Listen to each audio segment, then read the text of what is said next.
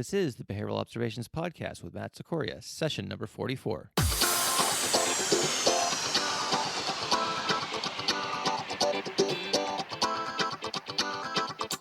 Welcome to the Behavioral Observations Podcast, stimulating talk for today's behavior analysts. Now here's your host, Matt Sikoria.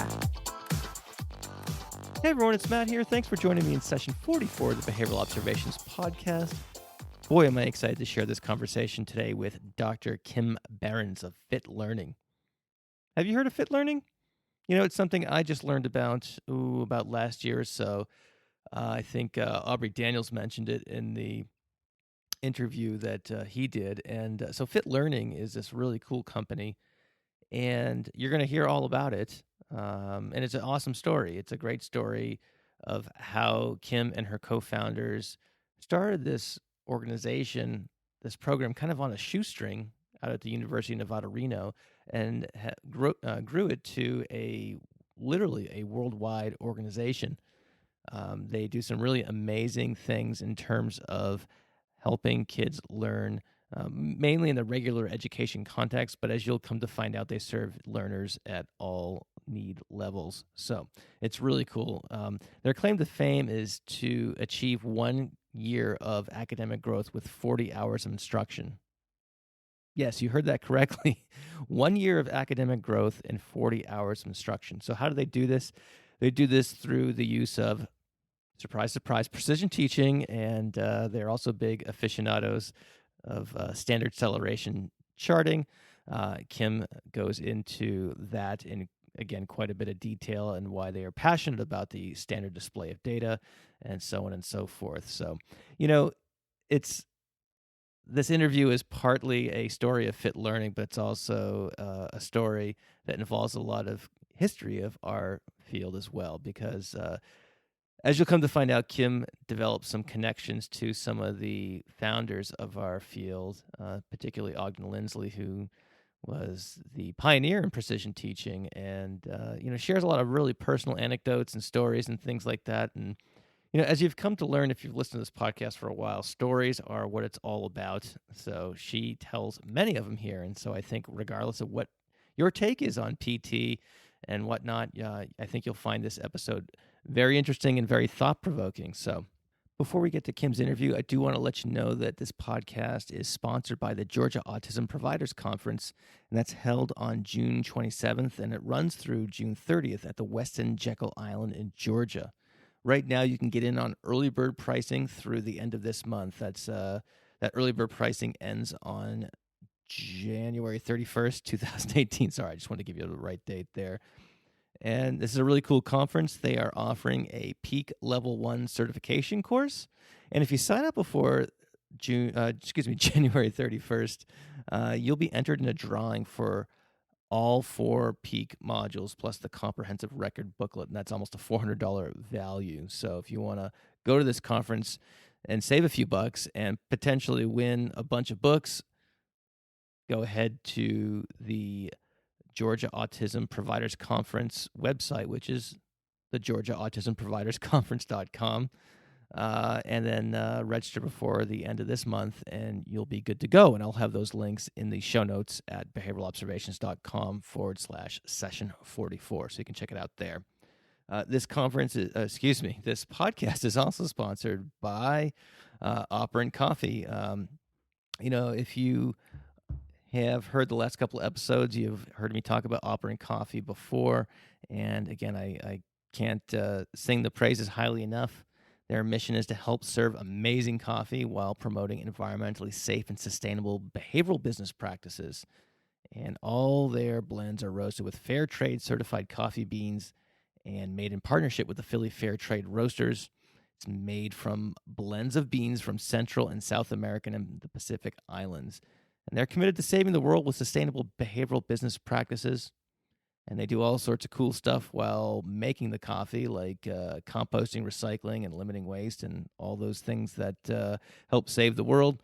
They're also committed to supporting fair trade practices to ensure that the farmers that produce the coffee continue to work in a safe and reinforcing environment, which I think that means that they have cable TV. but I could be wrong about that. Anyhow, go to operaandcoffee.com to learn more. And if you want to save a few bucks by ordering Opera and Coffee, enter the discount code Behavior Coffee, all caps, all one word. And then finally, we talk about PT a lot in this episode. And if you want to learn more about PT, go to chartlytics.com/Matt, and then you'll be able to access for free a precision teaching starter package, if you will. And that's going to give you a free 1-credit Type 2 BACB webinar on precision teaching. You'll also get a free ebook on precision teaching, and there's some other cool stuff there, like some cool videos about how people are using PT to provide excellent services to kiddos with autism and things like that. So you can go to, again, chartlytics.com/Matt. They also have a lot of really neat workshops coming up.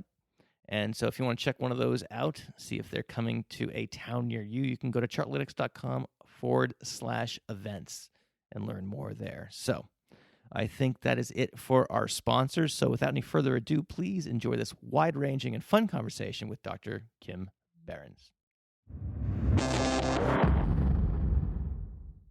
Dr. Kim Berens, welcome to the Behavioral Observations Podcast. How are you doing today? I'm good. Thanks so much for having me.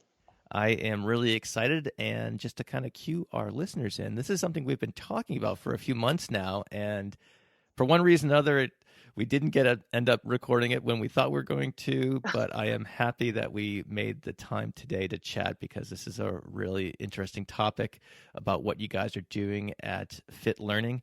And so I wanted to have you on and talk about what you guys are up to and how you guys are using some of the stuff that we've been talking about lately on the podcast, mainly precision teaching and things along those lines. So thanks for taking the time out of your day to come chat with us. Oh, it's my pleasure. I'm excited. All right. So let's start off. So you went to the University of Nevada, Reno, right? I did. Okay, so we are well represented with UNR guests on this program. So I'm thinking I should get some royalty from Steve Hayes or something like that. Or if I ever write a book, maybe he'll do a blurb. Thanking you. That's right. That's right. And when you think of UNR, you think of things like acceptance and commitment therapy and things like that. Right. But your career is kind of went in a different direction. So let's take a minute and tell me how you discovered behavior analysis and what made you decide to pursue it at the graduate level, and how you kind of got to where you are right now. Okay. This is actually a really a great thing for me to be talking about right now, because I recently just lost my mentor from my undergraduate training, who actually set me on my path in behavioral science. Her name was Dr. Maria Ruiz, and she was a professor in the psychology department at Rollins College, where I did my undergraduate training down in beautiful Winter Park, Florida. I took I always was interested in why human beings do what they do. My father was a psychiatrist. And so I always had some very interesting conversations with him growing up about, he dealt with, severe types of mental illness, quote unquote. But, it intrigued me. So when I, went to Rollins, I was double majoring in biology and psychology, and I took my first class in learning science. Well, it was my intro to psychology class where I first met Maria, Dr. Ruiz, because at Rollins College, the intro to psych class, they actually had the experts from all the different domains taught those sections. So, the psychopathology guy taught the psychopathology section and so on and so forth. So Maria obviously taught the behavioral and, the learning science section. So here we are, there's like 300 kids in this big conference room, and this tiny Cuban woman, she's like 4'8", walks in. She's the tiniest thing you've ever seen. But I can't even tell you the power and just command she wielded in that room that day. And, the first thing she did, she walked up to her podium and she held up a lemon. And she had us all look at this lemon. And then she cut the lemon in half and held it up again. And then she asked students to tell her what happened. And of course, we all were like, well, we started salivating. I felt a lemon in my mouth. I felt like I was sucking on a lemon, whatever, et cetera. And so then, of course, she goes on to start talking about respondent conditioning. And then, again, eventually got to operant conditioning and Skinner. And And it was just an intro. It was like touching on these things. But suddenly, because my mother was a biologist and I was extremely interested in natural science. Natural science was my wheelhouse, really. I was like, oh my goodness, I can combine my interest in natural science with understanding why human beings behave the way they do. And meanwhile, I'm 18 years old, but I was thinking these things. I'm serious. I grew up in that kind of a household where we talked about these kinds, undergraduate and graduate school were not options in my family. Right. So I was just amazed by the idea that there was a scientific approach to the understanding of human behavior. Because I was very disenchanted with the theoretical, the theories and the psychopathology, cognitive psychology. None of that interested me. I felt that it was all opinions and ideology until Maria walked in the room. So long story short, I committed to pursuing, studying really behavior analysis as an undergrad. Maria became my mentor in my first I took her learning course, and after that first day, she really became my mentor. I spent every Friday in her office. I'd bring Cuban sandwiches and we'd sit around her table talking about radical behaviorism and philosophy. She was also, I don't know if anyone was familiar with Maria, but she was very passionate about the integration of feminist theory and radical behaviorism and how, contextual understanding of those, contextual forces that influence human behavior being extremely relevant when you're dealing with gender inequality and social justice and things of that sort. So she was just an amazing human being. So she really set me on my path inside of that. So then I got a job working at a place called Threshold, which was a residential treatment center for adults with developmental disabilities in Winter Park, Florida. And my clinical mentor there was someone named Ebb Blakely, who is one of the most brilliant clinicians I've ever had the opportunity to be mentored by. He is just unbelievable. He trained in basic. He trained with like Jack Michael and Western, but he is an amazing clinician. So I got to work with him with adults with developmental disabilities, and he used the standard acceleration chart to just for the charting of deceleration targets, so maladaptive behaviors, which was interesting because we did acquisition work with clients. I mean, we were teaching self-care skills and vocational training, but he only charted their maladaptive behaviors. And so what was exciting for me was because I was on the late shift because I had school all day.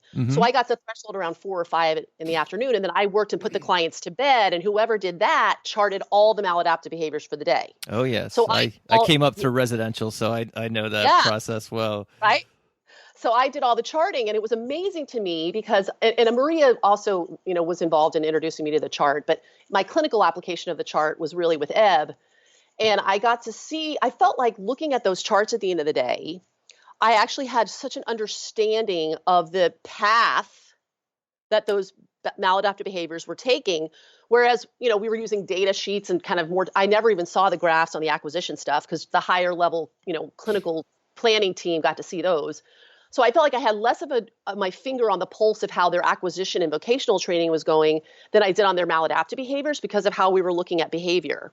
So I became extremely, let's say, interested in that type of measurement system. So he asked me to help him start. He brought me over to help run this new preschool they were running out of Threshold for little kids with autism. And I was doing that with Chada Dixon, who's at New England Center now, and a woman named Christina Whitehouse, she studied with Tim Vollmer, and she's working in foster care down in Gainesville still. So the three of us kind of, worked together in this preschool setting, and then we eventually went with Ebb and left Threshold and started another preschool called Quest Kids, which is still running. Still, Ebb is still involved. It's a preschool for kids with autism in Winter Park. So I got to do all this crazy stuff, and I was like 21 years old, right? Which is kind of weird. That's fun. Hitting the jackpot, right? Yeah. Chada was really the director of this program, and Christina and I were, basically case managers. And we got to really build something from nothing. And I got to do that, right out of my undergrad. So then I took a year and did that after I graduated, and I got interested. I obviously, with Maria and Ebb, I knew I wanted to pursue my PhD. So I dabbled in, maybe I'll go theoretical or experimental. So I went up and visited with Phil Heinlein at Temple, and I had conversations with Ed Morris at Kansas. And anyway, long story short, I found UNR because of Maria, because she was very, very, very, she respected Linda Hayes so much, and Steve Hayes, and the work they were doing and how they started that program from nothing. And so I went and did a visit at UNR, and that was it. I came home and I threw an apartment guide at Nick Berens, who's my husband and also went to Rollins. That's where I met him. And he's also one of the founding directors of FIT. Anyway, so I was like, we're moving to Reno. I mean, I hoped. So luckily I got in and I went to Reno because that program is just very special inside of everything you have the opportunity to study there. You have Steve and RFT and his whole perspective on, really clinical behavior analysis in a way.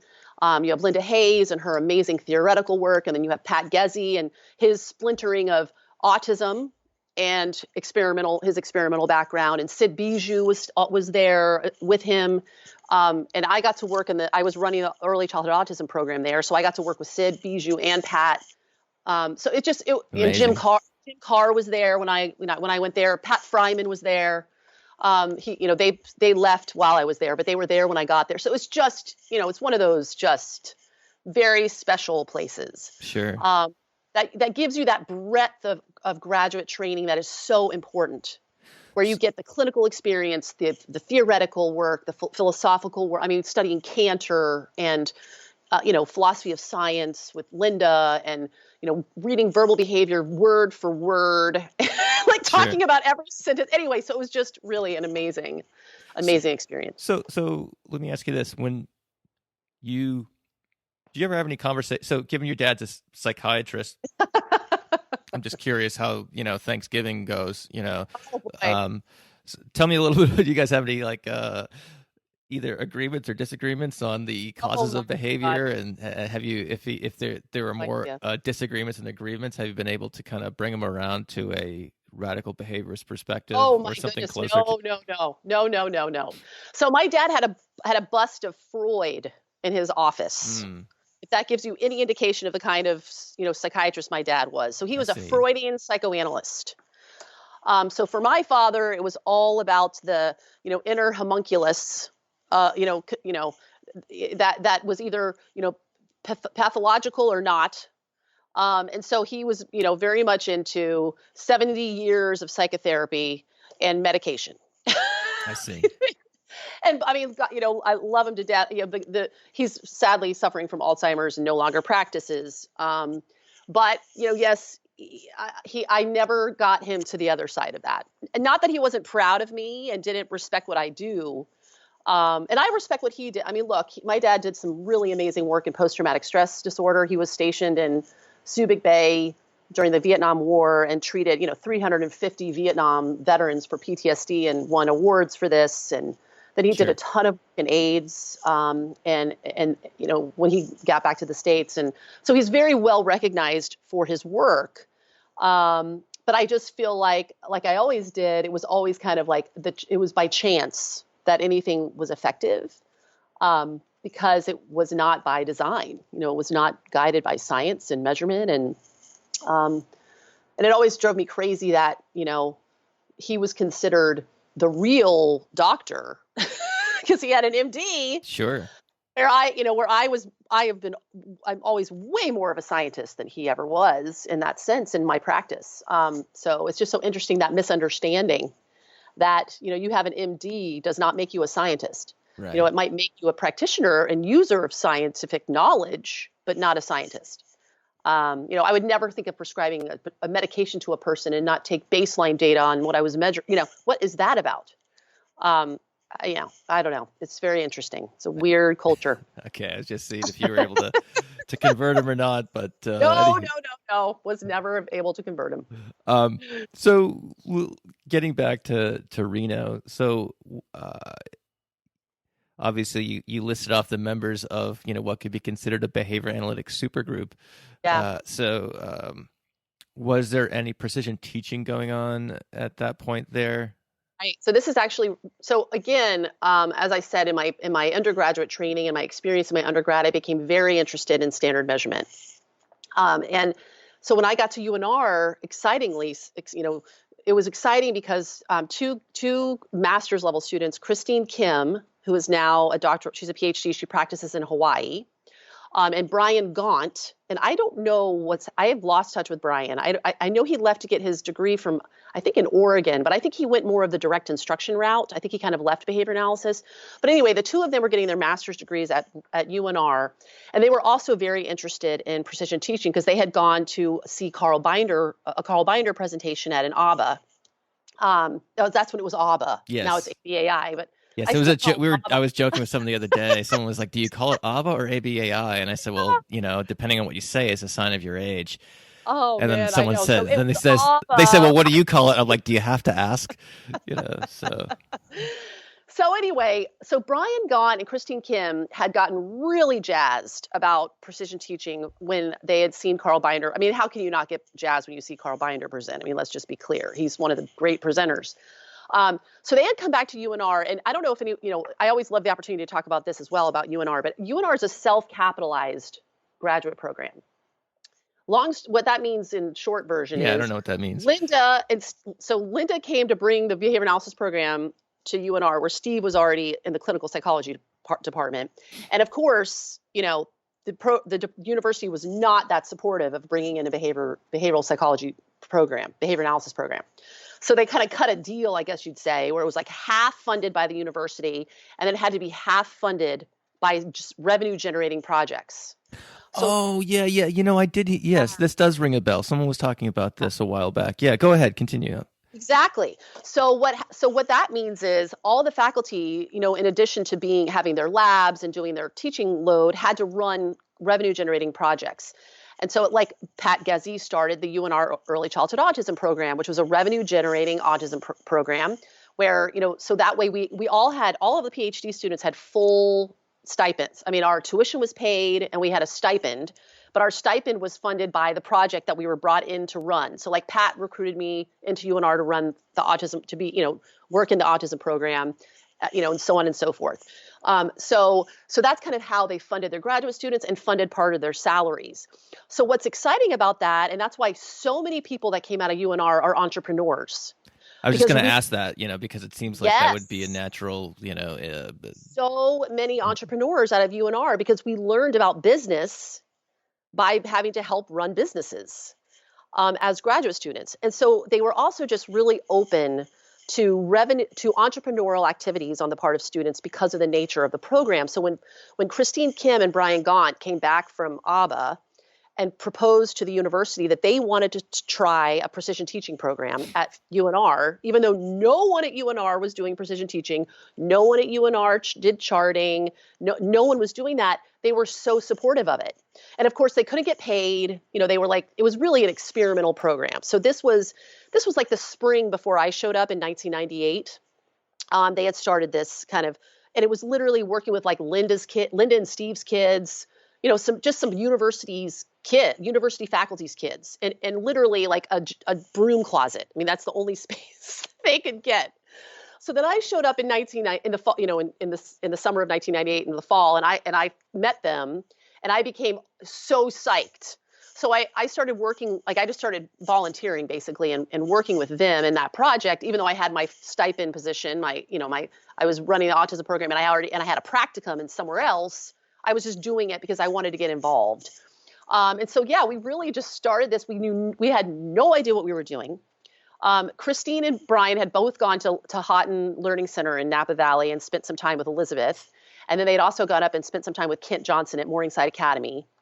So we basically were just doing math, and it was called Advanced Learning Technologies, and it was all math-based. It was a lot of Kent stuff from Morningside, and we were literally making this up as we go along. I mean, we had no idea what we were doing. This was in 1998, 99. So then Christine Kim and Brian Gaunt, they were just master's students. So they got accepted to doctoral programs elsewhere. Like I believe Brian went to University of Oregon, and then Christine Kim went to Ohio State, and then later switched to West Virginia. Anyway, so they left, and it was just me. I was not giving up on this. This was something I really wanted to do. So around that time, my husband, Nick Berens, who was a student of Steve Hayes's, he was in Steve Hayes's lab. He got involved. And Jim Carr this was Jim Carr's project, which is hilarious because Jim Carr that is not what he does, precision teaching and charting. Mm-hmm. But so Jim was just kind of assigned this as his project. Junior faculty. Yeah. Yeah, probably. Privileges or lack thereof. So anyway, but then Jim ended up leaving and, taking a position elsewhere. And this guy, Ted Boyce, he's in safety and OBM. He studied with Scott Geller. He got a faculty position at UNR, kind of replacing Jim. And no one could ever replace Jim. That's not what I mean. But you know what I'm saying. Yes. There was an opening in there was an open faculty position and Ted had it. So Ted got junior faculty, Ted got assigned the precision teaching project.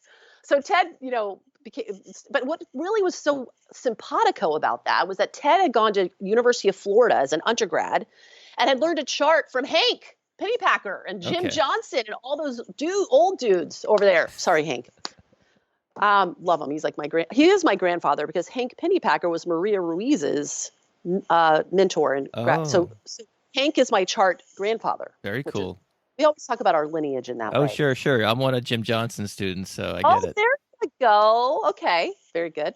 So, Ted Boyce took it over, and then but what was really cool, Ted was such a business guy. I mean, he was an OBM safety guy. So he taught me, even though he knew the chart, but he didn't know anything about academic skills, but he just gave me so much coaching and mentorship around marketing and talking about this, using lay language.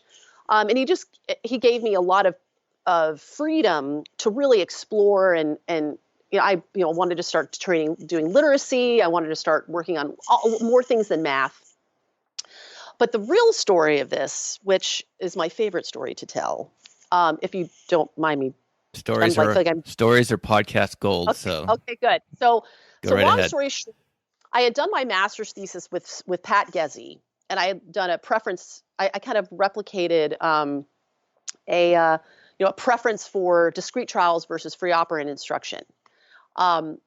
Anyway, it was a replication study, and of this being done with maladaptive behavior.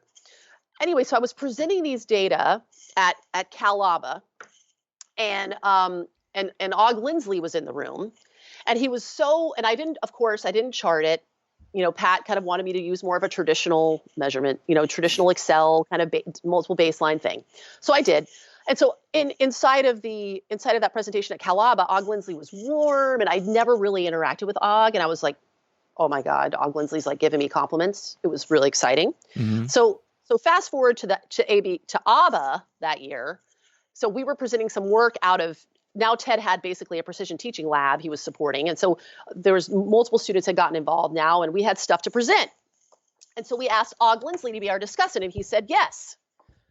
But again, we made the erroneous, one of the problems was some of the things we were presenting were not on charts, okay? Because we were rookies at this point. So we present our stuff, and and the room is filled. It's like standing room only. Right? Because the study I replicated was a Gregory Hanley replication, his preference for he did that preference for differential reinforcement versus NCR. I don't know if you remember this, but anyway, years ago, Greg Hanley did this really cool study. And so I replicated his design, but I did it with free operant versus discrete trials, which is pretty cool. Anyway, so I'm presenting these data, and it was one of those gap moments where no one really was presenting. And it was like, it was like the trifecta. It was autism, with some academic stuff with Og Lindsley, right? So It was filled. It was like standing room only, and it was one of the first few presentations I'd ever give. So I was freaking out, right? This was this is 2001. So long story short, Og Lindsley stands up and proceeds to destroy us. Destroy. I am not, anyone who was in the room will remember this. Carl Binder had to stand up and say, Og, let's take it down a few notches.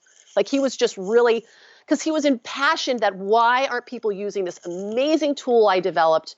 Why are you like missing the boat on this? So he was very enraged. Okay. So I spent the rest of the conference hiding in dark areas so I wouldn't run into him. So meanwhile, fast forward to we're leaving. Nick and I, we had a little daughter now. So we have Emma. She's like just born, basically. Well, no, that's not true. She was almost, she was like, whatever. She was a few months old. So we're in the waiting room at the airport. Our flight's 3 hours delayed. This is in New Orleans. And who walks into our gate area but Dr. Lindsley?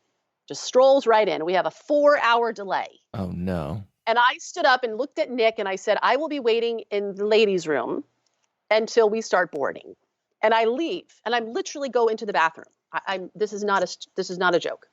So Nick, of course, being Nick Berens, sits there. So finally he stands up and he goes outside the ladies' room. He yells into the door. He goes, Kimbo, this is one of those moments in life where you can hide in the bathroom or you can get out of the bathroom, go up to Dr. Lindsley and ask him to talk to you about what made him so angry with your presentation.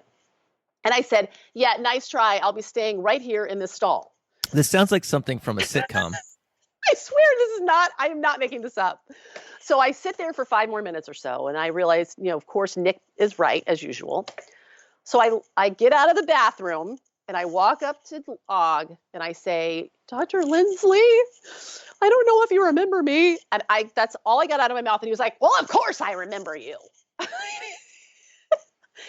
But anyway, long story short, for 4 hours, Dr. Lindsley gave me a lesson in math, natural science, physics, why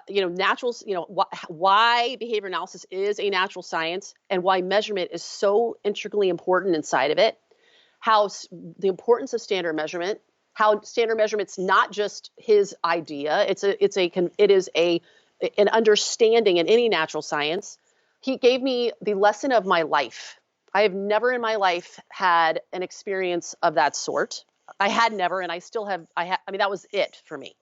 So I got back to UNR. All at in a gate at the at the airport in New Orleans. Changed my life forever. So I got home and I quit Pat's lab because I was still kind of doing work with Pat, and it broke my heart because Pat Gezzi is a brilliant, amazing human being, and I love him dearly, and we're still dear friends. But I knew I was committed to. I would never do anything but standard measurement again for the rest of my career. So I left Pat's lab. I asked Ted if he would be my full advisor and would support me, only doing research using the chart. Everything I wanted to do was using the chart, and really dive into building this precision teaching project as a real revenue generating thing. And Ted was on board. But more importantly, Og Lindsley became my mentor from that day until the day he died.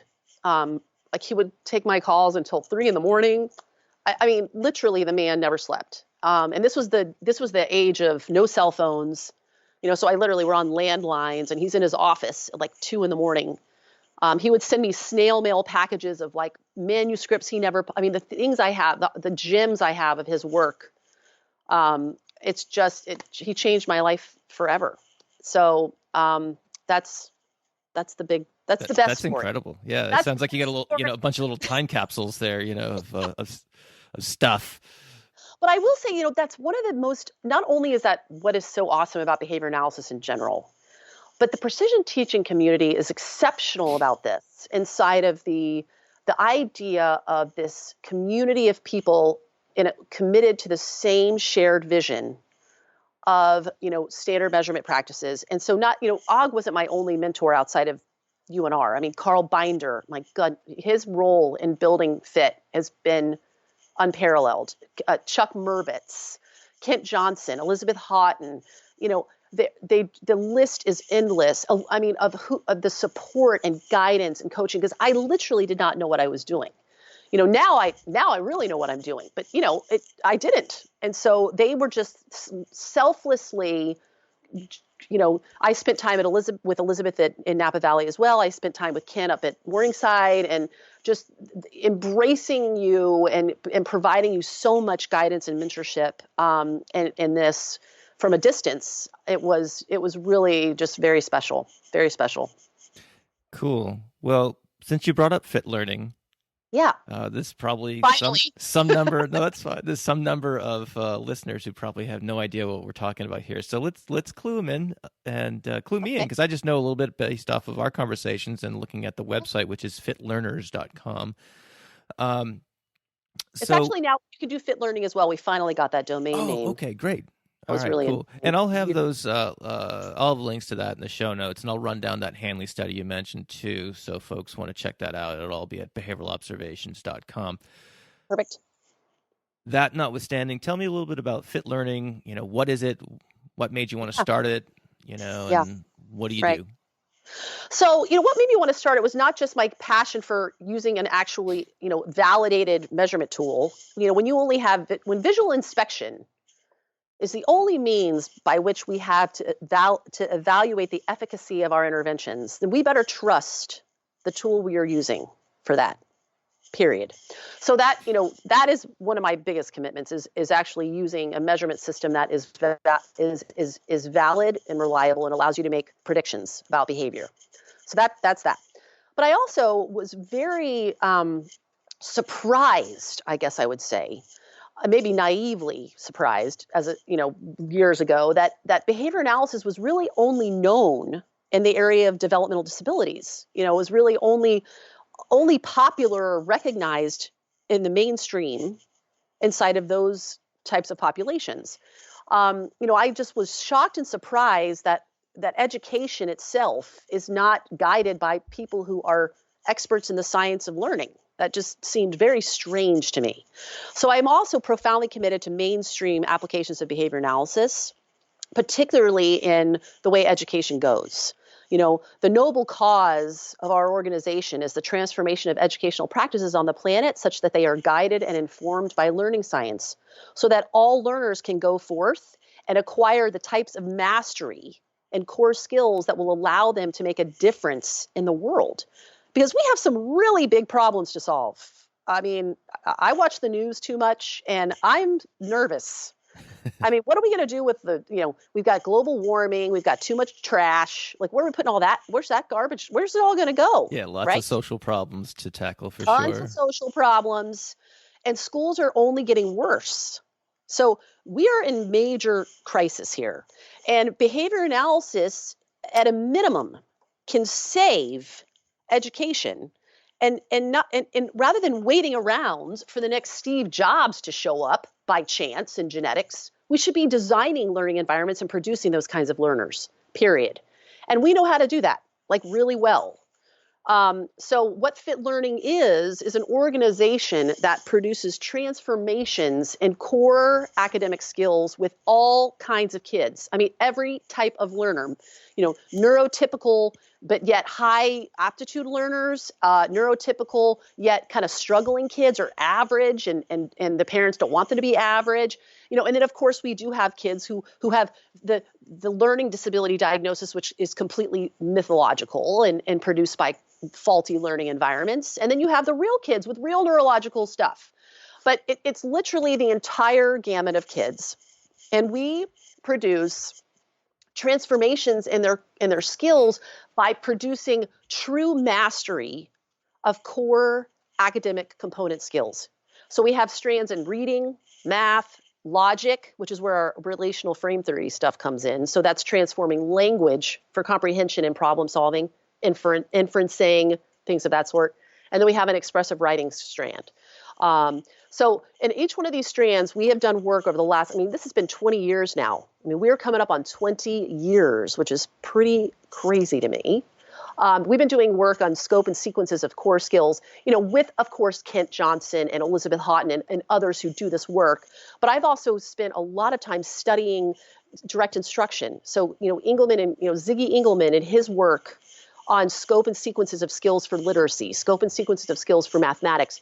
But inside of those scope and sequences is really, because we use the measurement system we do, because we adhere to dimensional units of behavior, counts, and that, that are derived from the properties of behavior, count, and time, meaning rate of response, because we measure rate of correct responding and rate of incorrect responding, we've been able to discover what true mastery actually means.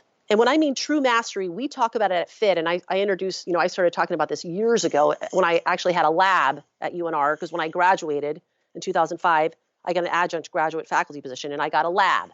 So Kendra was my doctoral student, and Carrie was my doctoral student, and someone named Molly Halligan, who's, she's, just started her own precision teaching thing in Vegas. Anyway, so we started talking about functional mastery. So functional, meaning it predicts something about future performance, rather than arbitrary mastery criteria, which are all over the shop in behavior analysis, sadly, and all over the shop in traditional education. What makes 90% correct across 3 sessions mastered? What is actually telling you that is the case? Mm-hmm. If you are not testing for specific features of what you want masterful performance to mean, then you have no idea if that is what mastery really is. So, what we do at FIT, and this is what we do in precision teaching in general, is actually evaluate what mastery means. And what mastery means, we know, means stability. It means kids aren't bouncing all over the place. They're able to hit their mark and they hit it consistently. It doesn't just mean accurate. It means accurate with very little hesitation. It means accurate without stumbling or tripping, or it's what we call fluent. Sure. Right? You're not counting on your fingers. No, it's automatic. And that's why Carl Binder and Eric Houghton brought the term fluency into the vernacular, because fluency is a lay term in our culture that everyone understands to mean second nature, right? Automatic, effortless, right? I mean, that is an understanding in our culture. So, of course, Og Lindsley's commitment was plain English. Plain English. He wanted to communicate this in plain English so that teachers and clinicians would use this stuff and not be bogged down with terms. So Carl Binder and Eric Houghton really kind of are the ones known for bringing in fluency as the term to describe what we mean by functional mastery. Like, what does this level of performance predict about the future? It predicts that kids don't forget it. It predicts that kids can use it backwards and sideways and standing on their head. It means that kids can use it effortlessly to do something more difficult. It means that kids can be resistant to distractions and fatigue. And we know this because we test it with individual kids.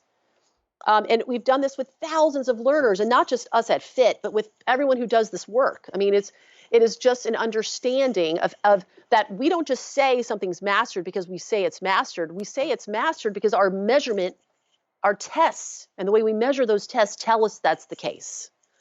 And we do that with every learner at FIT. And because of that, we produce literally a percentile gain per hour of instruction on curriculum-based measurement tests, which are more norm CBM, so more norm referenced tests of global, more, kind of global progress towards grade level on skills. And we've been replicating that finding for a long time. That's amazing. I want to back up just for a second, though. So you're undergrads in psychology and I think biology, if I recall correctly, and then you went to UNR in the psych department. Right. How did you learn about? Because I have a psych background, not a special ed background, and so when I'm consulting in schools, and most of the work I do is around problem behavior and things like that. Mm-hmm. I would struggle to teach someone how to read. Right. Or I could do some basic stuff. Yeah. And things like that. So I'm just trying to put myself in the perspective of certainly my own shoes, but also perhaps some listeners who might be in the same boat if they are interested in doing this sort of stuff. And I think you mentioned an author whose name I'm not familiar with about scope and sequence and things like that. Siegfried Engelmann. So he's the founder of direct instruction. So Engelmann and Carnine, Douglas Carnine was also involved, but Ziggy Engelmann, since the 1960s, he has something called Theory of Instruction. It's a book out. That's a book, Theory of Instruction, and then he also has direct instruction reading, direct instruction math. And so he has done so much work inside of teaching first things first. Mm-hmm. He even has done so. Like for instance, the scope and sequence with which we teach kids phonic sounds, right? So kids who come to FIT and actually don't even have phonic sounds, like they're either, we work with little 3 to 5 year olds sometimes. And so we're actually the first to teach them any literacy skills. So we follow Ziggy Engelmann's scope and sequence for introduction of phonic sounds because he did so much work and research on what sounds are too similar to be introduced too close together. I mean, that level of analysis that he has done. So I have to tell you, how did I learn about this? I studied Ziggy Engelmann's work for years. I feel like I got like like another PhD in like literacy, like the English language, just because I studied him. I studied his work so much. And then I also had really great mentors like Kent Johnson, who's a genius when it comes to scope and, when it comes to, instructional design. I apologize. It's a phone ringing. He's a genius when it comes to instructional design and programming of that sort. Elizabeth Houghton, who was a teacher. So Elizabeth Houghton is came from education. And her husband, Eric Houghton, was a behavioral scientist. And so they kind of, it was a perfect marriage of her education background and his behavioral science work with Og Lindsley. So I learned so much from her. And then here's what happens. When you do this work, the way we do this work, which is with a tool that allows you to do inductive applied science, you make your own discoveries about component skills. And, because there was plenty of things missing from the sequence that I first started using, from Ziggy Engelmann, that I just, the learners kind of shaped and molded what's missing, right? Because it's doing inductive work. So, over 20 years of inductive work on literacy and math and logical problem solving and critical thinking, and you make your own discoveries. That feeds back into the knowledge base. So, Kent Johnson and Fit, we've had a very close relationship for a long time, and almost like a curriculum exchange type of. I mean, let's just be clear, like their contributions inside a curriculum are insane. But it's just been, when you do this work and have to develop everything yourself, God, you need partners because it is so exhausting and there's so much missing because you can't purchase curriculum on the market that allows you to give kids enough practice opportunities that are required to actually master skills. You can't master skills with 3 opportunities to do it on a worksheet. I mean, kids need hundreds of opportunities to practice something, which means when you're measuring rate of response and understand how many practice opportunities it takes for kids to develop functional mastery or fluency, you got to develop those materials yourself. You got to have 130 opportunities to respond on a sheet, not 3. So when you're doing that work, it is exhausting. So having partners in that development are huge. So Kent Johnson has been an invaluable partner for us inside of that. But you really just have to go outside the field. You're not going to learn. You're not going to learn about acquisition of literacy skills from behavior analysis.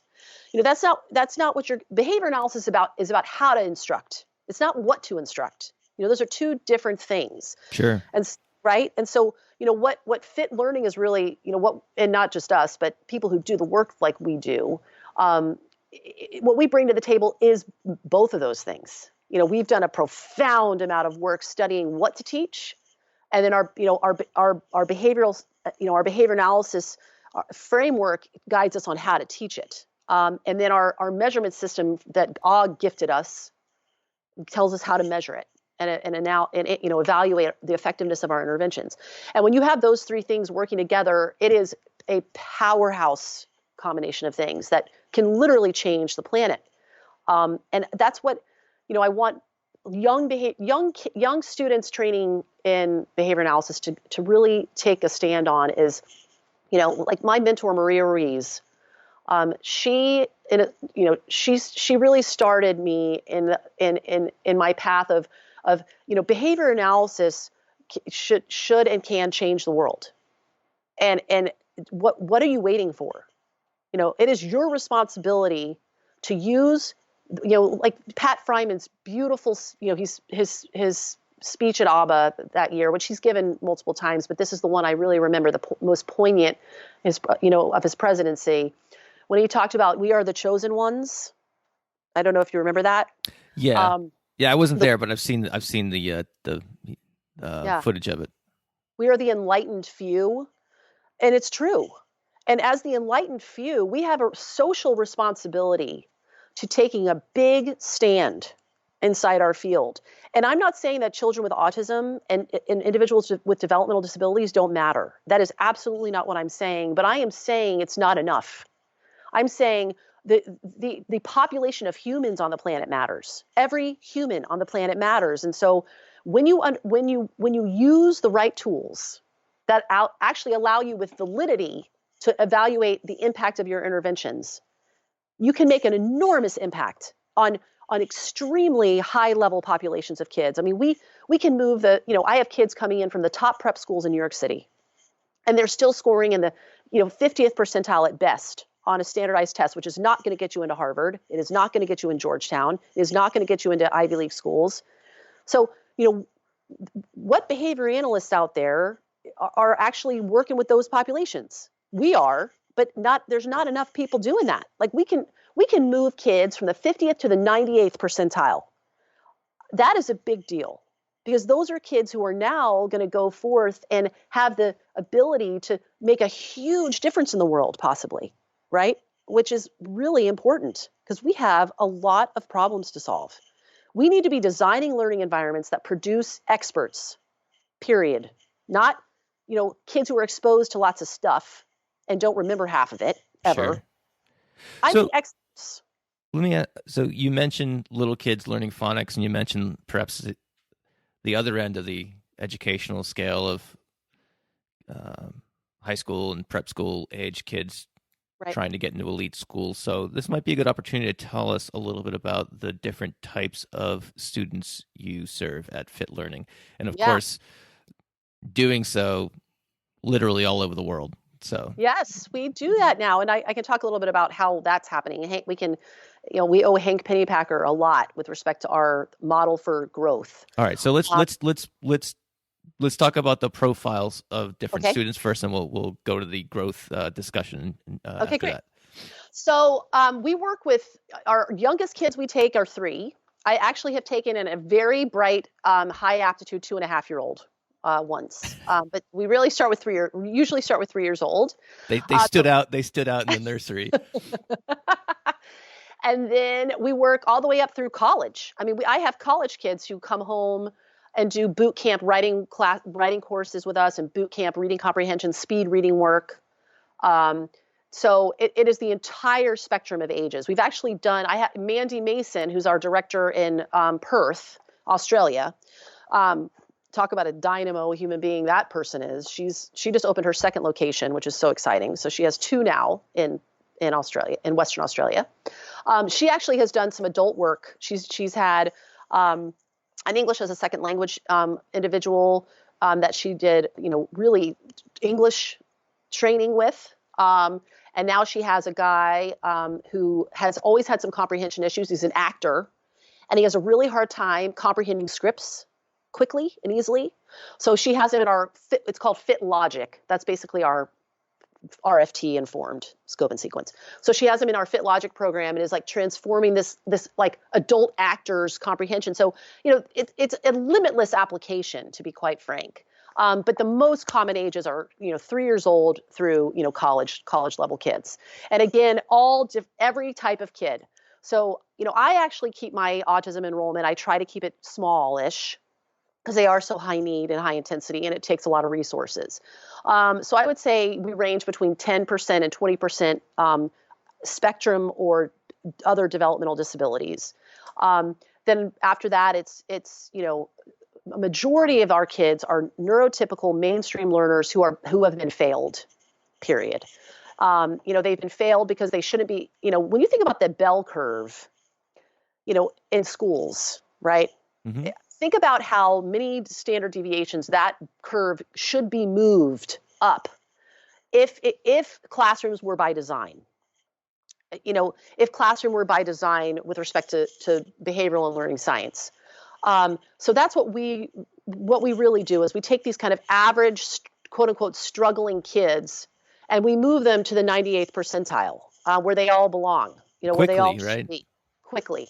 Yes. So let's talk about like the life cycle, or the in that respect. So would the typical student and I'm sure typical is probably not the best term because it sounds like you've got a lot of different profiles that you work with, Tons. but would they come in and get like after school support? Do they get the support during the day? Is it all of the above? Yeah. And do they hang out for a little while until they get their hang out? But do they work with you guys for a little while until they get their scores up to, whatever goal that you set with the families and then move on? Right. So we have, What does the program look like, I guess? again, all of the above. So the bulk of our enrollment are after school kids, clearly. So those are the kids who are really what I say are doing fit as a supplement. So they go to school all day, and then that's why 3:30 to 7 are very high peak hours at fit. So, kids coming after school, and it's either supplementation because they want to be accelerated.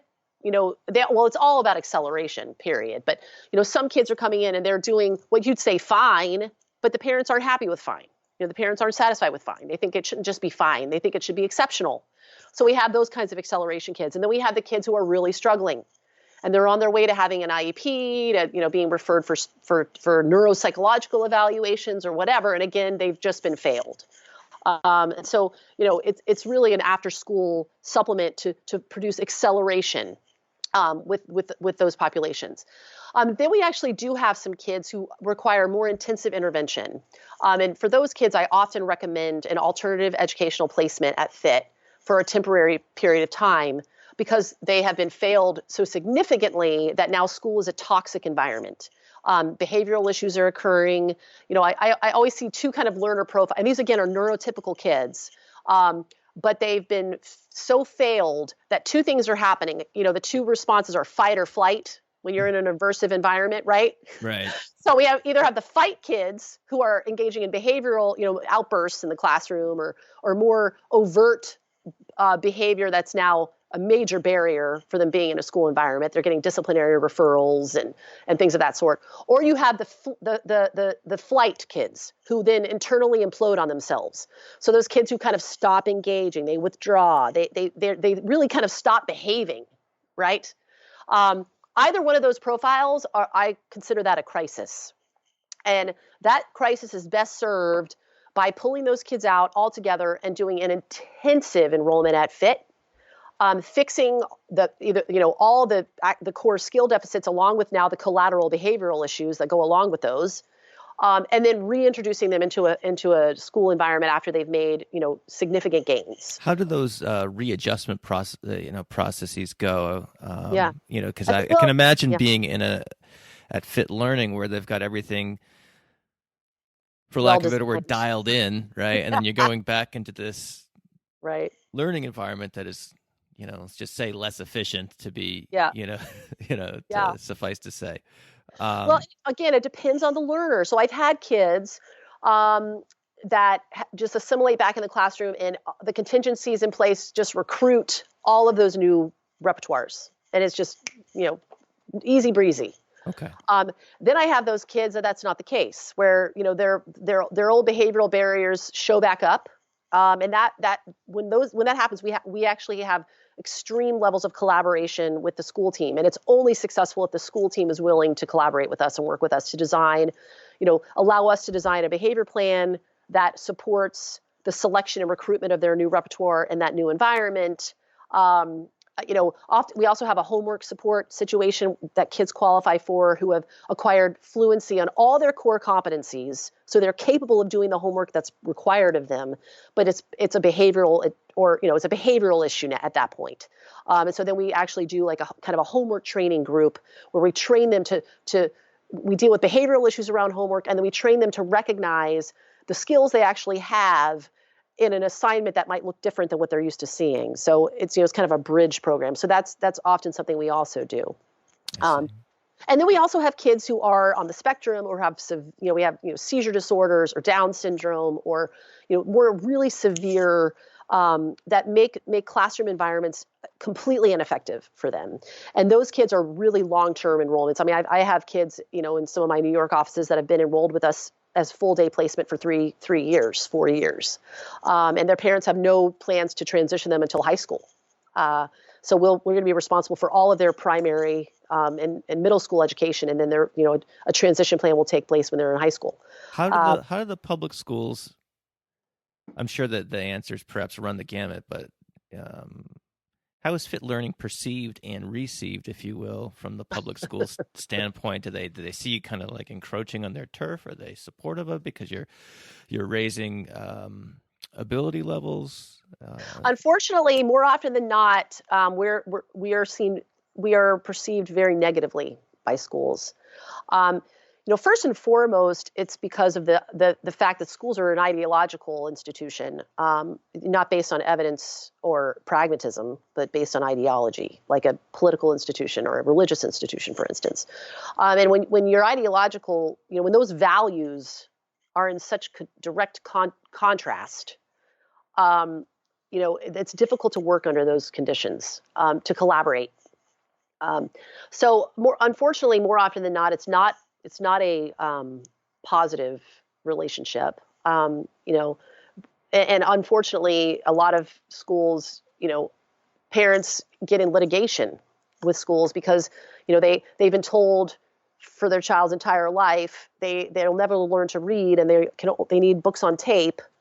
And then the kid comes to fit for a 50-hour enrollment and is reading, and the parents are like, "What? So I've been lied to all these years. Why don't you know how to do this?" Yeah. So then what do? They sue them, right? And so again, we're now, unfortunately, we're associated with lawsuits, because look, I'm never going to tell a parent not to pursue that. I don't think I'm going to be quite honest. I really don't think litigation is the way to change the educational system. I actually think it's a problem, because when you think about $150,000 settlement for one kid, what about all the other kids? And, those are taxpayer dollars. And I mean, talk about conflicting values, that I have real conflicting values around litigation. Because on the one hand, these kids who've been failed and the parents have to pay, thousands and thousands of dollars to fix the failure of the school system is unfair, and someone needs to be held accountable. But there has to come a point where schools acknowledge that what they're doing isn't working, and have some kind of a zeitgeist so a shift can happen.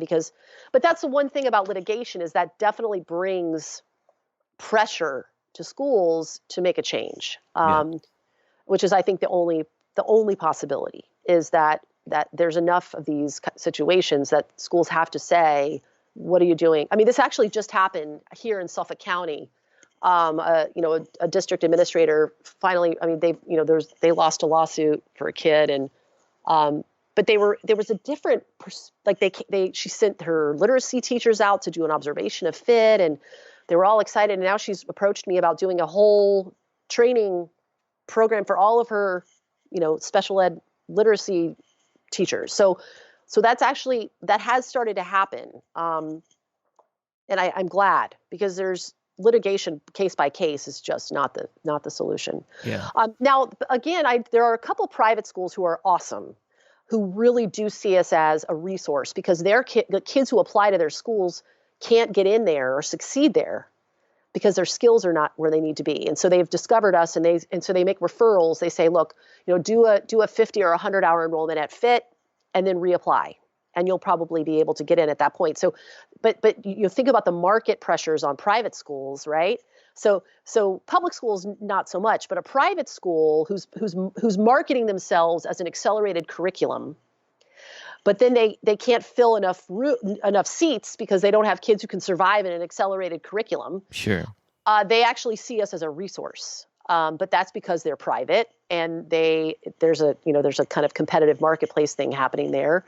But it's not all private schools. Like, so many private schools only want to use their in-house tutoring situation, where they have teachers who want to make extra money after school, and so they only want to refer kids to those kind of in-house people. So it really just depends on the school, and actually it depends on the person in charge.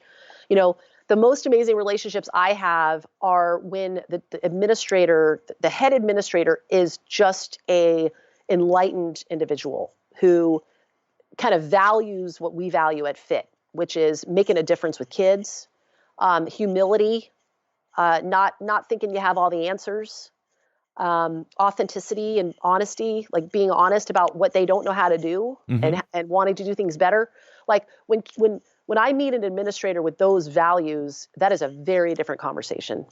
But sadly, a lot of administrators' values are self-righteousness and I'm right, you're wrong, and I don't need your help.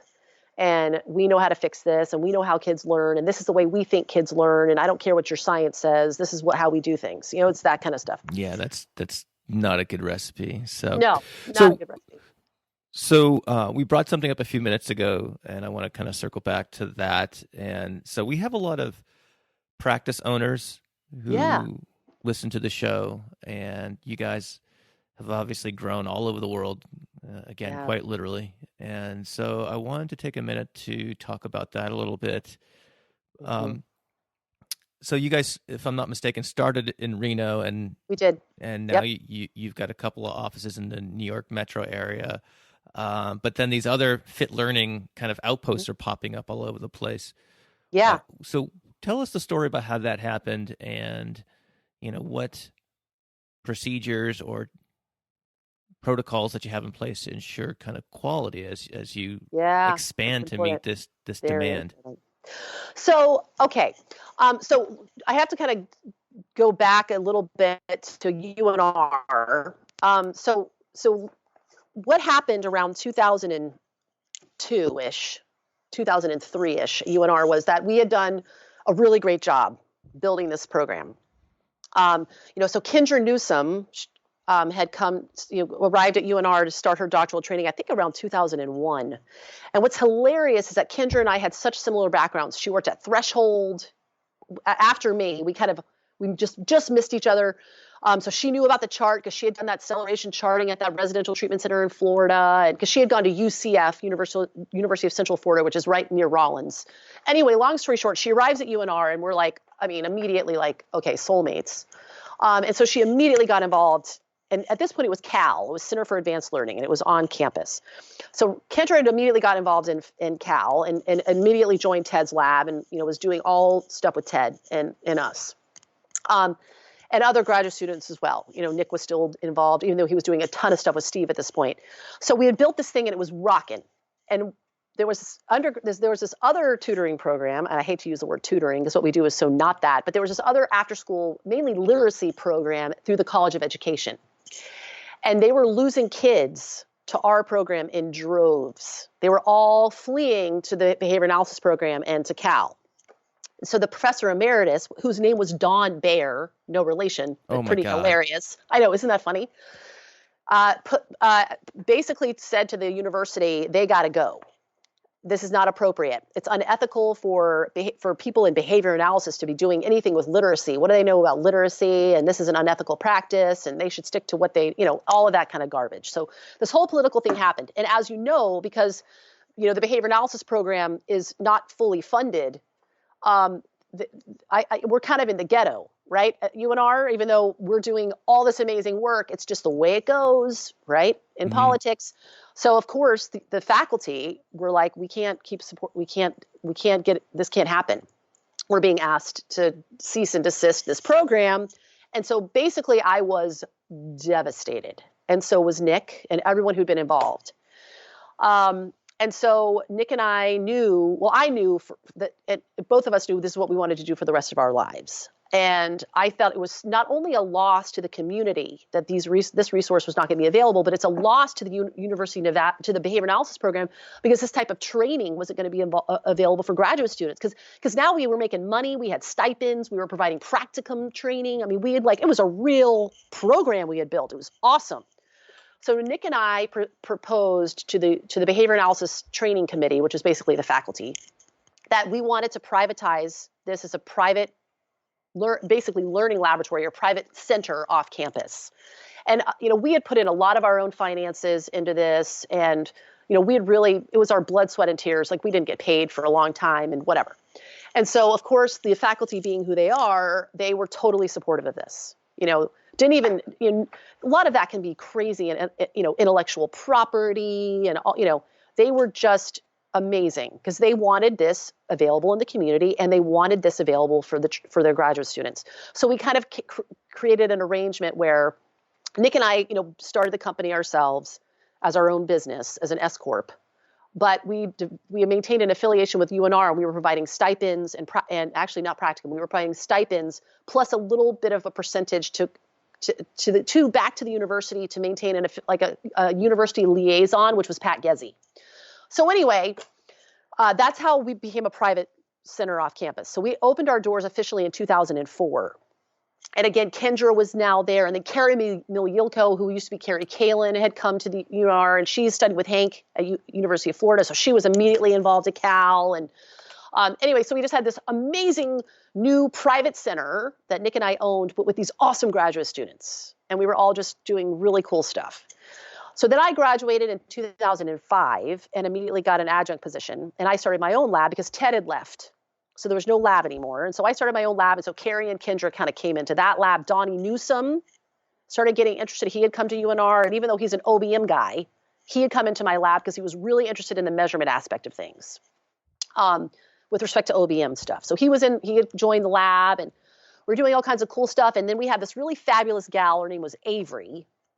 And she was amazing. She was an undergrad, but one of the most brilliant precision teachers I had ever trained. And she was moving. And so Nick and I were like, hey, we've always talked about, I used to talk to Ogden Lindsley Og and I used to talk all the time about the answer to saving behavior analysis and precision teaching inside of standard acceleration charting was a large visible brand that was kind of in a ton of cities rather than these like mom and pop shop precision teaching centers, kind of the way it had been going, right? Mm-hmm. So like bringing visibility to this through a brand. And so Og and I used to talk about, and Carl Binder, we used to talk about it all the time. So we thought, hey, let's try a satellite. So this gal, Avery, moved up to Medford, and Nick and I invested in our first satellite that she would run up there. And then the same thing kind of happened in Carson City. We had like all these families commuting from Carson City, and Carrie and Kendra were kind of rising in the ranks, and I needed a place for both of them to have more leadership roles. So I started one in Carson City for Carrie to run, right? So we kind of were dabbling in this whole thing. But Nick and I just owned all these, right? Well, eventually Kendra was ready to graduate with her PhD, and Donnie was getting close.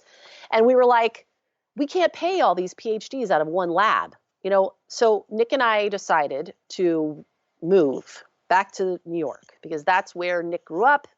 And we were like, if we're really going to go big or go home and build this thing, what better place to do it than in New York? I mean, like they say, if you can make it in New York, you can make it anywhere. Sure. So we basically and Donnie had gotten a lot more involved and literally like transformed. I mean, I'll tell you right now, I've become a business person through trial and error, but I am a behavioral scientist through and through, right? So I'm not necessarily the best business person, and neither is Nick. But Donnie is this amazing systems OBM guy. So he had transformed so many things, like just a lot of our systems level business practices, right? So he had gotten very involved, and Kendra had gotten obviously Kendra was like running the show. So Nick and I basically handed the Reno lab over to them and moved back to New York. But Nick and I still owned that lab, and we were in New York. And so we really had this vision of like bringing Kendra and Donnie to New York and handing the Reno lab over to someone else, under them, and building New York together as a team. Well, they didn't like that because they love Reno. They are just these outdoorsy, kind of crunchy, sorry guys, because they're probably gonna be listening. I mean, it's not an apology. They love their life there, right? They just love that lifestyle. So, but I feel like they were so integral. Well, they were in the new brand that it was, because we had rebranded ourselves Fit Learning because we wanted a brand that we could build all over the country and all over the world. And you couldn't build Cal because Cal's trademarked by everybody. Sure. Cal is not something you can trademark. So anyway, we trademarked Fit Learning. We rebranded ourselves. And Donnie and Kendra were integral in this whole process. So long story short, we had these think tank meetings about what do we all want? What do we all want to do? How do we want to do this? And, we all were committed to the same thing. We wanted to build this so that it was a visible, vibrant brand, like almost a household name, where precision teaching and this kind of work really was poised to transform education, right? And transform the way it goes. So anyway, we sold the Reno lab to Kendra and Donnie. So they own that.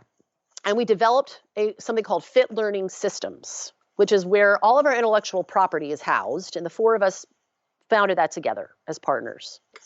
And then we started kind of figuring out, okay, do we want to franchise this?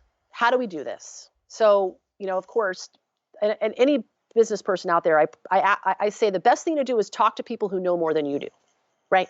Like, get advice. So we got advice from a ton of people, but the most important advice we ever got was from Hank Pennypacker, who's gone through the same thing with MamaCare. I don't know if you guys are familiar with MamaCare, but MamaCare is this brilliant, self-breast examination technique that has literally transformed the effectiveness of self-breast exams. And Hank did this through precision teaching practices and standard acceleration charting. And he was training medical providers to teach patients to do more effective self-breast exams. Yeah, so I heard about that when I was in graduate school in Jim's lab, and I think it was called Mamatech at the time. Mm-hmm. So yeah. I've gone through the whole idea of franchising this, right? Well, luckily, Hank did it first and learned never to do it because he made that mistake himself. And so when we met with Hank, he was like, he told us the problems with franchising. Number one, you're going to spend so much money setting up your franchise. Number two, it is so hard to control quality because once you do a franchise, the franchisee has way more rights than the franchise owner, which is interesting. So he had already made this mistake. So he had developed a licensing and certification model. And that's what MamaCare is. So MamaCare is a certification. You get certified as a MamaCare technician. And then you acquire a license, which allows you to use the brand. Like you can put a little sticker on your medical clinic saying MamaCare certified, right? Mm-hmm. So it's a licensing and certification model. And that is what Hank vehemently encouraged us to do. And that is what we did. So my entire dissertation was actually a teacher training study, which I never published. Sorry, I just didn't. But it was extremely effective inside of transforming the way we train people. Because in my dissertation, it's actually looking at rate-based measures of instructional repertoires and functional mastery of instructional repertoires and what are essential instructional components that actually produce the most effective outcomes with kids. And so I did this whole dissertation and the outcomes were clear. And that actually guided the establishment of our training program, which we've evolved and made better, but we still use. And so long story short, we have developed a certification in our model. That now people from all over the place, like Mandy Mason in Perth, that's how she found us, was that, she was at a conference and she heard us present and she had, she was a BCBA and with a daughter with autism, but she was also a BCBA and she was like, this is what's wrong. I want to do this. So she got certified in our model, licenses our brand, and that's her business in Perth. But she licenses our brand and she is certified in our model. And then there's now in the licensing agreement, you have to maintain quality assurance standards, period.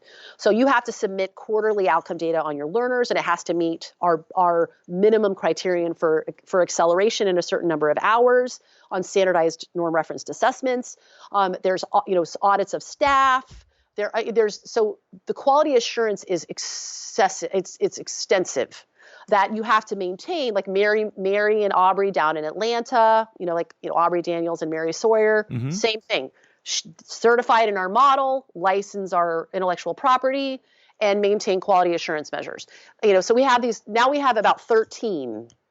There's one coming up in Orlando. There's one open in Salem, Virginia now. We have 2 in Phoenix. There's one in San Jose. I'm missing a million. There's 2 in Perth. And there's all these in the works.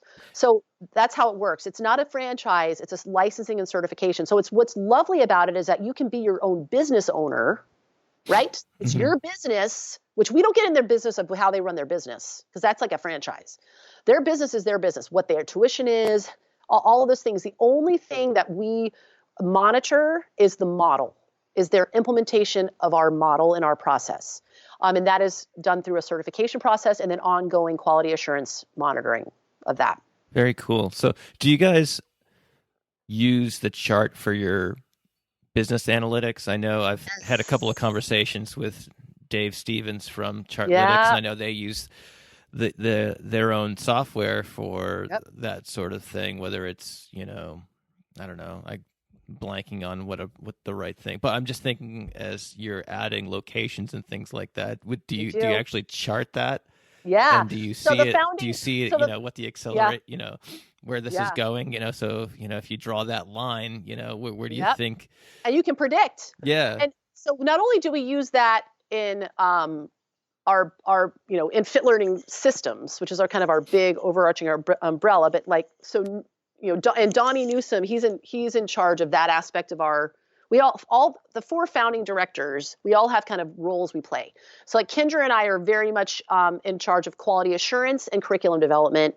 Nick is involved in our kind of our website, our marketing things, and then we're doing some tech stuff. We're doing some app development, developing some apps that incorporate our process. He's the lead on that, and then Donnie's in charge of kind of that organizational stuff. So Donnie charts all that stuff.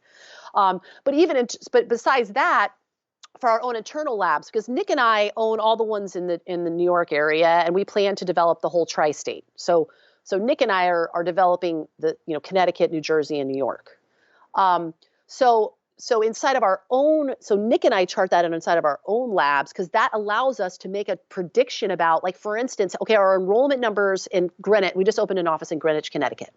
So our enrollment numbers in Greenwich are heading in this trajectory. That this makes me confident that I can start training a cohort of 5 new learning coaches, right? Yes.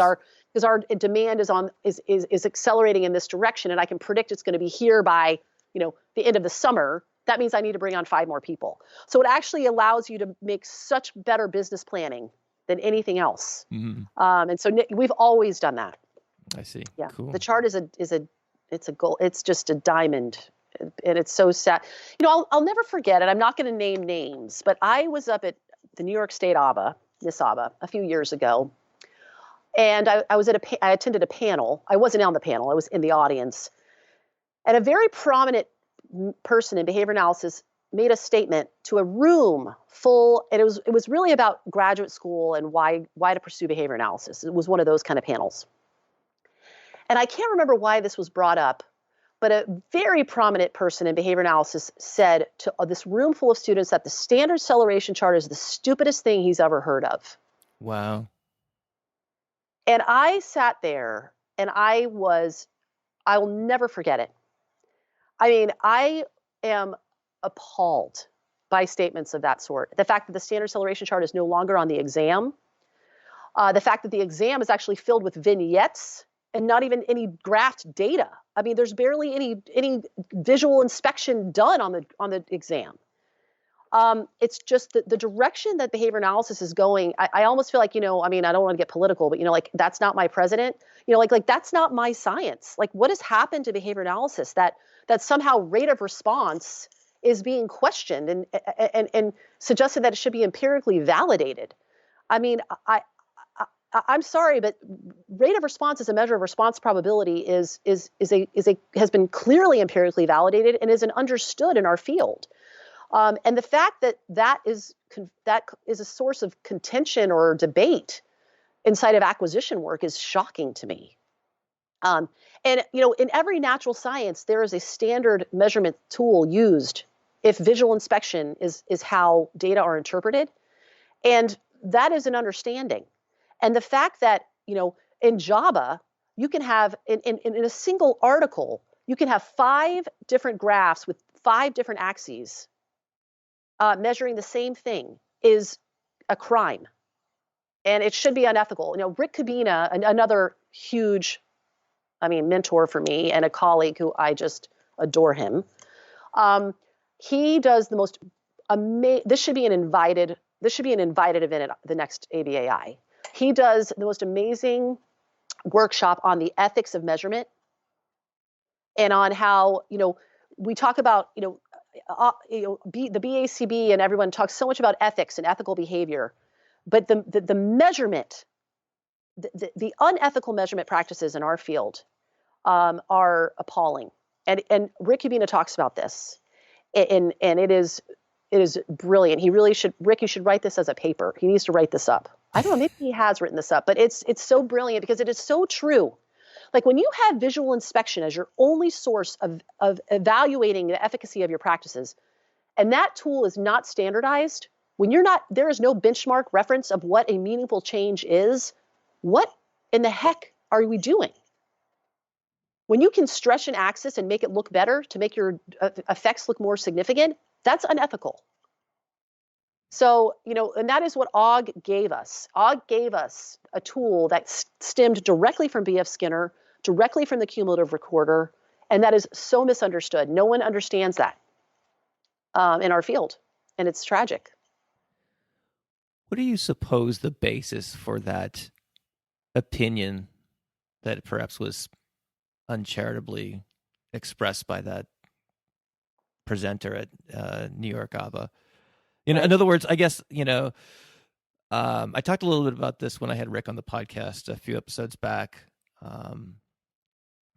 But where do you think the failure to adopt standard acceleration charting, or why do you think it's been that way? And I'm asking this more as I've been talking about this the last couple of episodes when this comes up, is that this is something that, in grad school, it came up every once in a while. Jim was a proponent of the chart, but we didn't use it in the research we did in our lab. So he would get the chart out every once in a while and tell stories about OG and things like that. Yeah. But I never used it, for my graduate research, never used it in clinical practice, and things along those lines. So, 20 years later, I'm starting to acquaint myself with things I typically have historically run away from. So, I'm just kind of dipping my toe into these waters. So I'm not a 100, I haven't started using the chart exclusively. Mm-hmm. In most of my career, I've used, equal interval graphs, et cetera. So, right. So I'm just kind of giving you my background here. So, but what, why do you think the field has not really adopted that on a broader scale? Yeah. Well, I actually, I have this presentation I've been doing recently, and part of it talks about the bifurcation of behavior analysis. I don't even know if that's a word, but I'm using it because I kind of like it. And actually, this all comes from personal communications I had with Og Lindsley before his death. And Carl Binder has spoken about this. I don't know if Carl Binder's written this.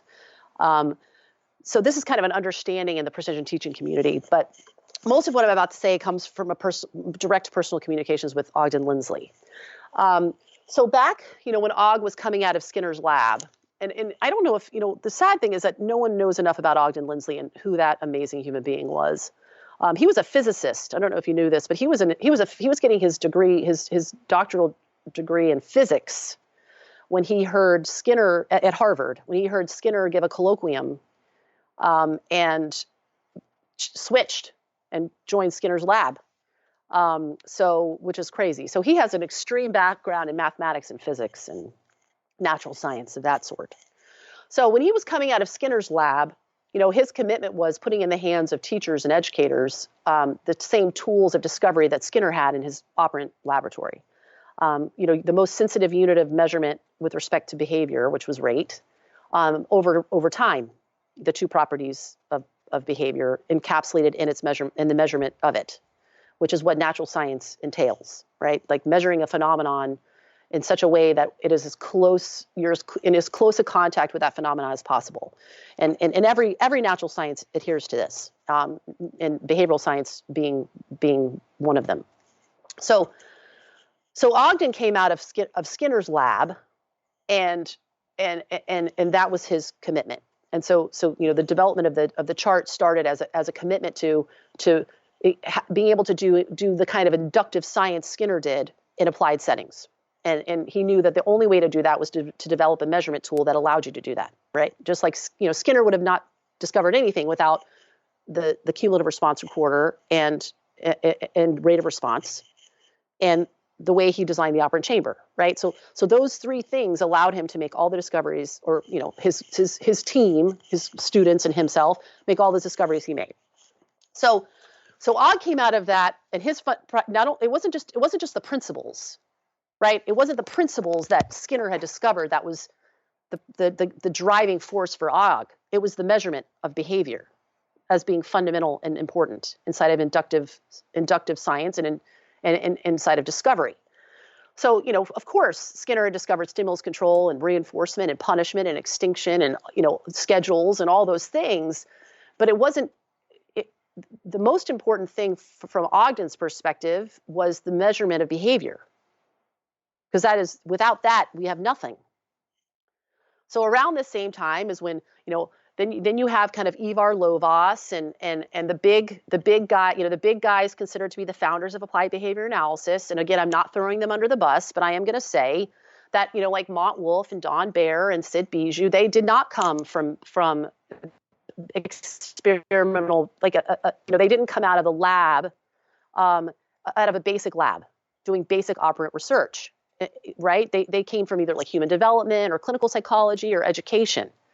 So, and again, this is personal communications with Ogg, and I've never said it this publicly before. I mean, I've given presentations on this to smaller audiences. Am I going to get angry emails? I don't know. Or am I? But, at some point, someone's got to take a stand and say these things. I'm kidding. Go ahead. Go right ahead. So I think what happened is that those guys took the principles and the understanding that you have to measure behavior to. Behavior analysis was about measuring behavior, but I think what got lost is the natural science aspect of it.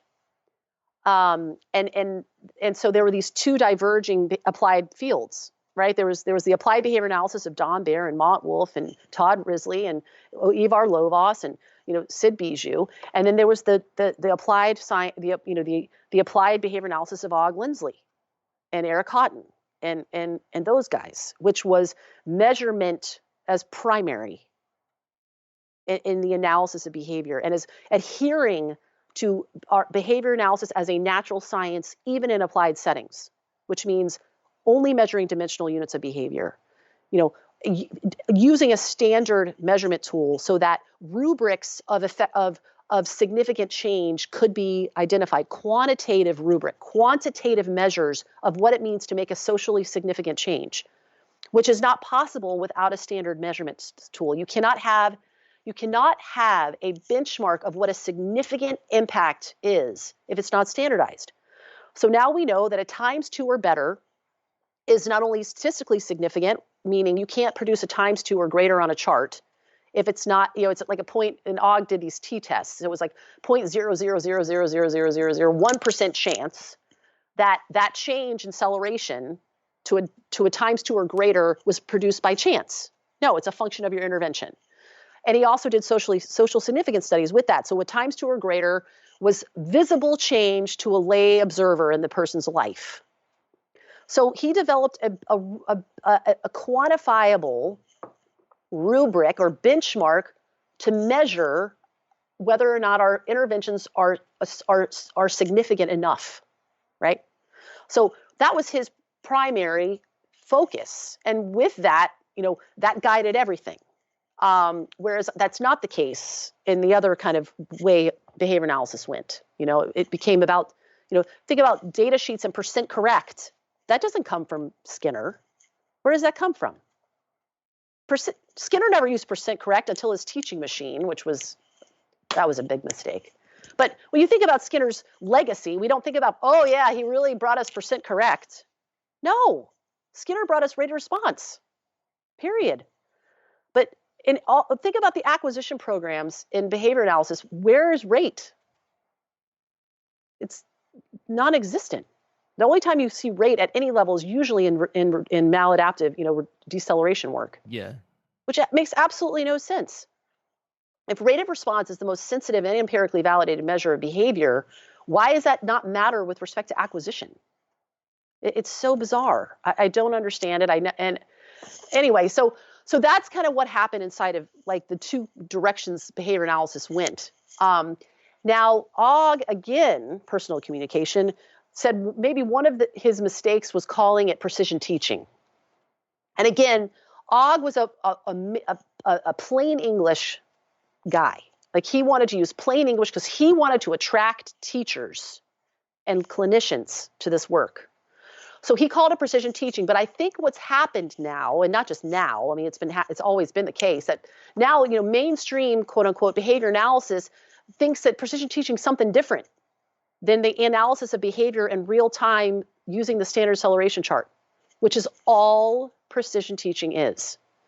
Precision teaching is the analysis of dimensional units of behavior in real time using the standard acceleration chart, period. It's nothing different. It's nothing weird. It's nothing fluffy. That's all it is. Mm-hmm. Precision teaching is a measurement system.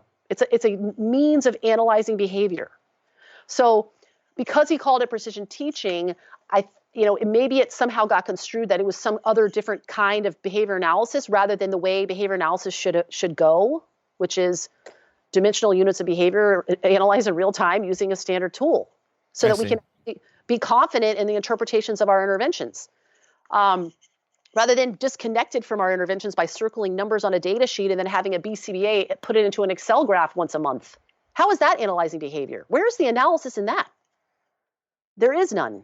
I promise you. There's also, Carl Binder, he has such brilliant little gems, but one of my favorite gems of his is data display versus data analysis, right? So like there's a time for making graphs look pretty, right? Like putting things in a picture, right? And then there's a time for analyzing behavior.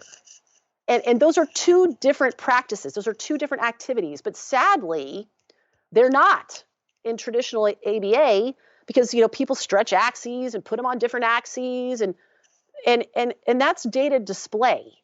But where's the analysis? How do you analyze behavior if your axes are changing all the time?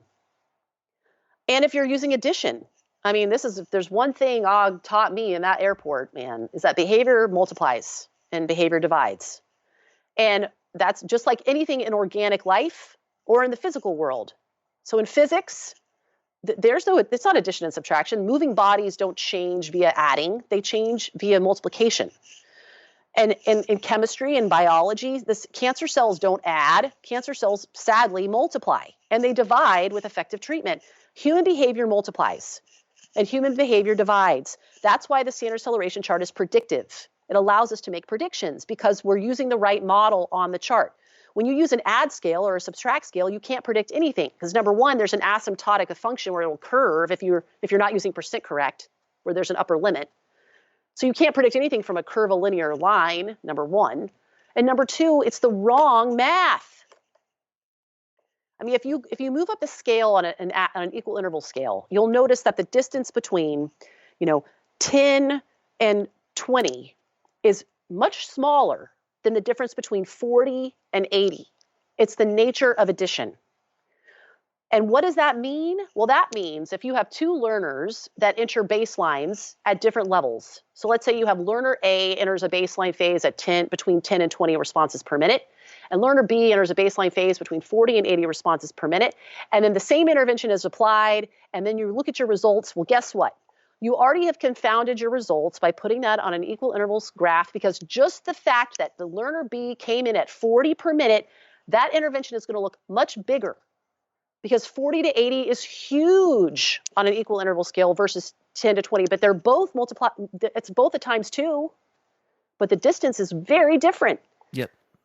That's controlled for on a chart. And it's a tragedy that we're the minority. I mean, we're the weirdos. Like people think we're like a cult or something. I've heard that word used before. Oh my, especially fit. People think fit learning is a total cult because we have like all these followers. Well, guess what? When you actually tap into what it means to really measure behavior in the way that allows you to have absolute intimate contact with what you're measuring and know with certainty that what you're doing is effective, well, that's like that's like drinking the Kool-Aid because you're like, oh my God, this is what it means to be effective and make a huge change. And yeah, it's like really awesome. So people get on board. And it's also really freaking honest. You ask me, why don't people do this? Because it's hard. Everything we do at FIT is on a chart. I'm not kidding. There is nothing we do that is not charted on a standard acceleration chart, period. So what does that mean? That means measurement first, design your procedures second. And that doesn't happen in behavior analysis. What happens is you design a program for a kid and then you figure out how you're going to measure it, right? Like, oh, I think we need to teach Johnny blah, blah, blah, blah, blah, blah, blah. Then we figure out how we're going to measure it. No, at FIT is, okay, this is how we measure behavior. And so everything we design is about how we are going, like, is about, we design our programs based on how we measure behavior already. It's an inductive science. So we're always measuring behavior the same way. And that's hard. And you also have to be extremely honest. Like, when your intervention isn't working, guess what? It's clear on the chart. It's not working. And you have to do something better.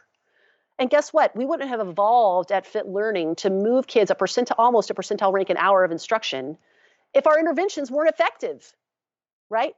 But the reason we're so impactful is because we use a tool that keeps us honest inside of, are our interventions effective? Are we doing what the most we could possibly do to move this kid? Because you can't lie on a chart, right? It's not possible.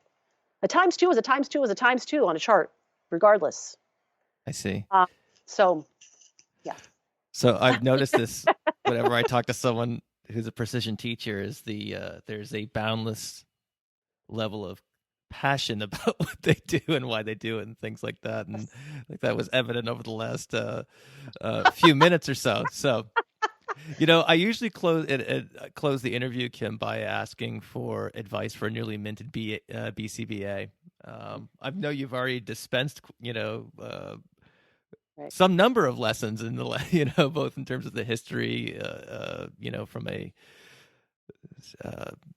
standard acceleration charting perspective and a whole host of other things. Are there any final thoughts that you want to leave us with? Well, for a newly minted BCBA, I would suggest at some level exploring what, measurement at this level. I mean, I think one of the crises of our field is based in that, from my perspective and from a lot of people's perspective. Our science is being lost, and it seems to just be accelerating in that direction. So, I would just say, don't believe the rumors. Don't believe what people say about how the standard acceleration chart is weird and doesn't matter, and that people who use it are it's a cult and all that.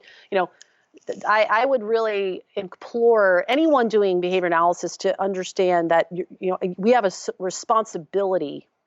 The only thing that separates us from traditional education, clinical psychology, even medicine, is measurement. Period.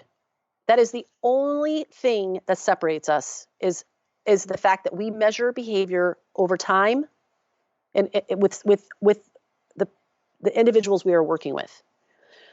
So I really I think that's overlooked as like the most critical distinction in our field. Like, if we were allowed to prescribe medication to patients or clients, think about that. Like, we would never in our lives as behavior analysts put someone on a med without taking baseline on an operationally defined maladaptive behavior that drug is supposedly going to treat. So we would never not have some time series data before the intervention of the drug and time series data after the intervention of the drug, period. We know we would never have that.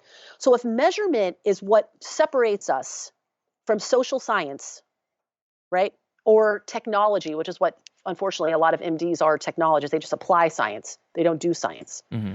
If that is the only thing that separates us, well, then we better be really confident in our measurement systems and our measurement tools.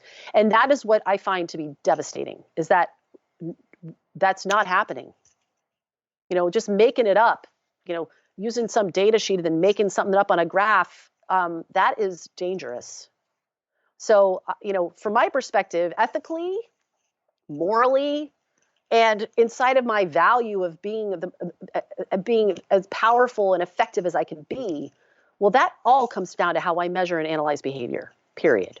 So that's a really big deal. And if you're doing behavior analysis with human populations and you're measuring and analyzing behavior, well, I hope you are at least educating yourself on what's out there with respect to measurement, and take the time to understand that. And then if you choose not to use it, well, then you choose not to use it. But at least it's not because you don't know. You don't. What I find devastating is that most BCBAs don't know what they don't know because they've never had the opportunity to even learn it. They've never had the opportunity to know this stuff. So they're blind. They don't know what they don't know. They're not intentionally not measuring behavior in a way that is empirically validated. It's they don't know because that's how they were trained. All right. Very cool. Those are good thoughts to leave us with. Can I say one more thing? Yeah, go ahead. And every public forum I take the time to say this. There is no difference between frequency and rate. Period. I've heard this espoused before. And not only I know this via personal communications with Ogden Lindsley, but I also know this because it is published in the Bible, which is Johnston and Pennypacker's scientific methods book, strategies and tactics of human right. Yep. It is quoted in that book, and it is a personal communication with Ogden Lindsley. So frequency was brought into the vernacular by Ogden Lindsley because when he was trying to talk to teachers about rate of response, they always thought he was talking about rating scales, like Likert scales, because that's what they thought of rate, right? How do you rate this? It's a 1, it's a 2, it's a 3. So Ogden Lindsley is the one who brought frequency as a substitute for rate, because frequency, and because he was a physicist, right? Frequency in physics is count per time. And so he brought frequency into the vernacular because number one, it's count per time. And number two, teachers got it. Oh, how frequently does it happen? Oh, I get it. Frequency is count per time. Rate is count per time. There is no use in count without time. And the fact that that is on the BCBA exam is embarrassing and a crime. And any BCBA out there who has been taught that those are different, I'm sorry, you've been misled because it is false. And it's horrifying that it's allowed to continue to be promulgated in this way. It is incorrect. What does count tell you about anything? Oh, it occurred 5 times. Okay, go ahead and go and make a behavioral analytic decision about that one. You can't. 5 times a minute, 5 times an hour, 5 times a year. Time, you cannot understand anything about behavior without time involved, period. They're the two fundamental properties of behavior are count and time, and they're never separated. So frequency and rate are the same. So every time I can, I will say that. All right, your PSA for crazy January 2018. Kim, this has been it's been a lot of fun, and I'd like to have you on again. And the next time, I don't want you to hold back or sugarcoat anything like you've been doing. Oh yes, I know. I've been so calm, and I'm really known for that, by the way. Not at all. Awesome. So thanks so much for having me. Yeah, and folks, if you want to learn more about what they're doing, again, it's FitLearners or fitlearning.com, as I've come to understand. And we'll have some of the things that we referenced here in the show notes at behavioralobservations.com. So, Kim, thanks again for taking the time to chat with me today. It's been great fun. It was my pleasure. I had a blast. Thanks so much for having me. Thanks.